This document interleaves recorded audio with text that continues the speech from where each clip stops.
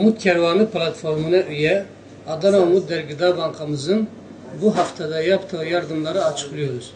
Bu hafta gömlek, pantolon, tişört ve etekten oluşan 1403 parça giyim yardımında bulunduk. Bunun yanında ayakkabı yardımı yapmaya devam ettik. Ayrıca özellikle bu hafta beyaz eşya yardımında bulunduk. 4 aileye, ikisine birer buzdolabı, diğer 2 aileye çamaşır makinesi yardımında bulunduk.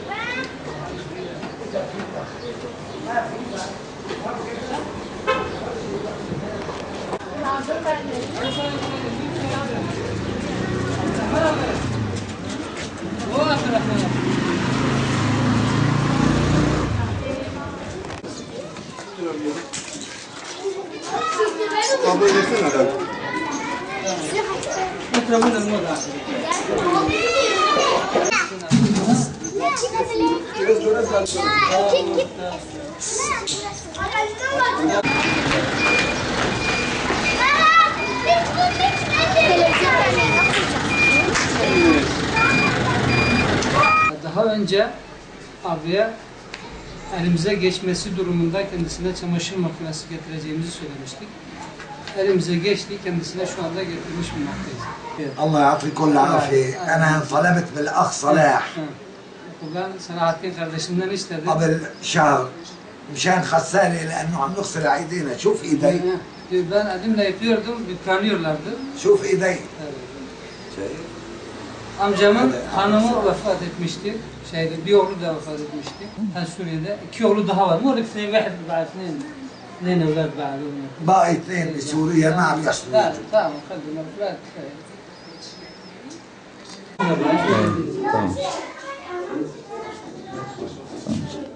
الله يرحمه ويسلمه ان شاء الله. الله بدك يعني مثلا كل شيء مشان حال السوريين المدنيين والله حال السوريين جماعة طيبين حبيبين، لكن وضع هون في غلا معيشي حتى لو اشتغلوا اجورهم ما تكفي يعني. انا بدي ان شاء الله. Şimdi arkadaş diyor burada çalışmaya çalışıyorlar ama iş ücretleri çok azdır, yetmiyor. الشغل قليل يعني. Teşekkürlerini iletiyor. الشغل قليل. ونشكركم على حسن ضيافتكم، حسن استقبالكم. Misafirliğiniz, muameleniz için, insani muameleniz için çok teşekkür ediyor sizlere. Hatta diyor ben özellikle bunun için geldim.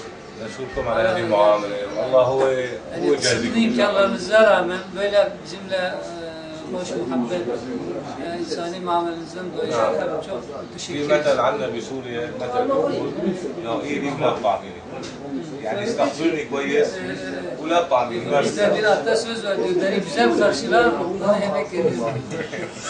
وشكرا لكم. İnşallah, على حسب الظروف. ان شاء الله ان شاء الله. الله يوفقكم للخير يا رب. İnşallah.